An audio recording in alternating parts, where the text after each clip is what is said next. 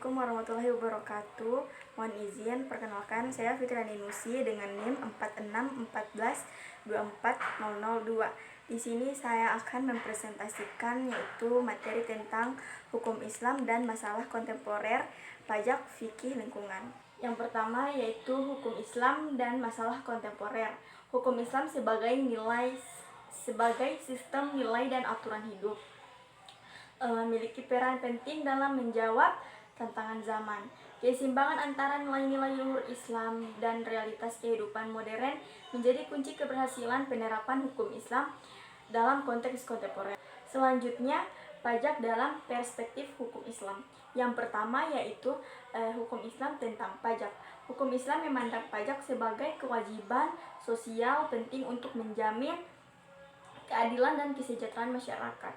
Prinsip-prinsip Islam seperti zakat dan haraj menjadi dasar pemikiran tentang pajak dalam perspektif Islam. Yang kedua yaitu pajak yang diterapkan harus adil, transparan, dan digunakan untuk kepentingan umum. Hal ini selaras dengan prinsip Islam yang menekankan keadilan sosial dan kesejahteraan masyarakat. Yang ketiga yaitu tanggung jawab Muslim. Muslim memiliki tanggung jawab untuk membayar pajak sebagai bentuk kepedulian terhadap masyarakat dan negara. Dengan membayar pajak, Muslim ikut berperan dalam pembangunan dan kemajuan bersama. Selanjutnya yaitu zakat dan pajak, yaitu keseimbangan kewajiban sosial. Yang pertama yaitu zakat sebagai pembersihan jiwa. Zakat merupakan kewajiban bagi setiap Muslim yang mampu. Zakat berfungsi membersihkan jiwa dan harta serta menumbuhkan rasa kepedulian terhadap kaum duafa.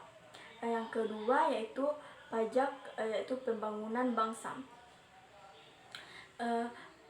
Pajak merupakan kewajiban bagi setiap warga negara termasuk Muslim.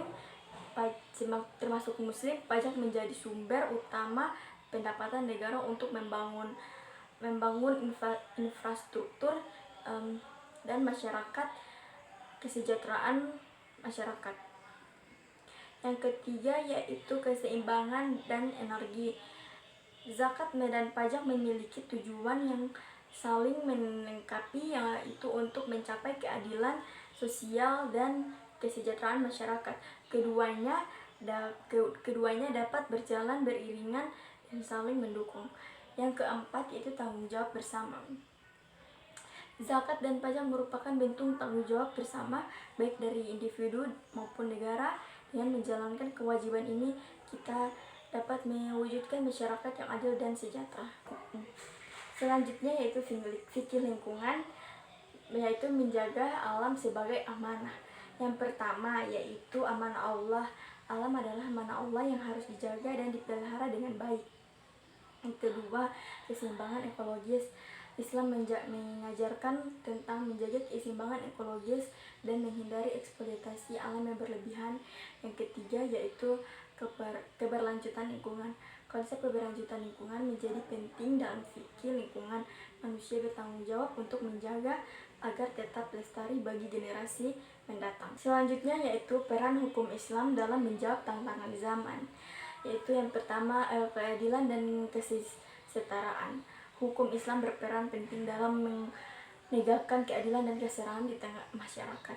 Yang kedua kesejahteraan dan ketentraman, yaitu hukum Islam menjadi pedoman hidup yang menjamin kesejahteraan dan ketentraman jiwa bagi setiap individu. Yang ketiga yaitu kesehatan dan ketahanan keluarga, yaitu hukum Islam memberikan panduan tentang tata kehidupan keluarga yang sehat dan harmonis. Yang keempat yaitu kelestarian lingkungan. Hukum Islam memiliki peran penting dalam menjaga kelestarian lingkungan hidup.